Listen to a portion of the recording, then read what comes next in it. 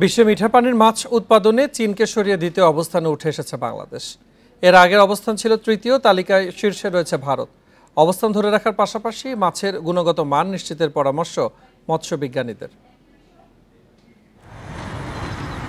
উন্মুক্ত জলাশয়ে কই, পুঁটি, ট্যাংরা সহ নানা প্রজাতির মাছ ধরতে ব্যস্ত আব্দুর রহমান। গেল ২-৩ বছরে উৎপাদন বাড়ায় তার মতো অনেকেই মাছ ধরে বিক্রি করছেন।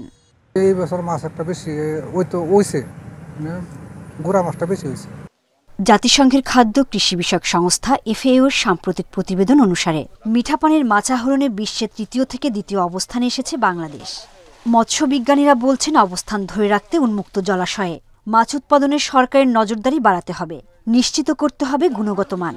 স্বাদুপানি মৎস্য উৎপাদনে আমরা এখন সারপ্লাস প্রোডাকশন আমাদের অনেকটুকু। এই সারপ্লাস প্রোডাকশনটাকে সেফ বা ইন্টারন্যাশনাল স্ট্যান্ডার্ডে নিয়ে যেতে পারলে অতিরিক্ত মৎস্য আমরা দেশের বাইরেও রপ্তানি করতে পারব। ইলিশের মতো সারা দেশে অন্যান্য মাছের প্রজনন মৌসুমে আপনার যাতে করে মানুষ ছোট মাছ ধরতে না পারে, মা মাছ বা পিতা মাছ অর্থাৎ যেগুলোকে আমরা ব্রড মাছ বলি, সেগুলো যাতে ধ্বংস না করতে পারে, সেজন্য প্রয়োজনীয় পদক্ষেপ গ্রহণ করতে হবে। মৎস্য গবেষণা ইনস্টিটিউট বলছে, নতুন নতুন গবেষণা এবং জলাশয় সংস্কারের উদ্যোগে মাছের উৎপাদন বেড়েছে। মাছ চাষের জন্য যে ম্যানেজমেন্ট যে আর কি, ইলিশ থেকে শুরু করে সামুদ্রিক মাছের ব্যান্ডিং পিরিয়ড, বিভিন্ন ধরনের যে আছে, এইসব কারণে তো মাছের উৎপাদন বাড়ছে। গত বছর দেশে মোট উৎপাদিত ৪৮ লাখ টন মাছের মধ্যে ৩২ লাখ টন চাষে, আর উন্মুক্ত জলাশয়ের মাছ ১৩ লাখ টন।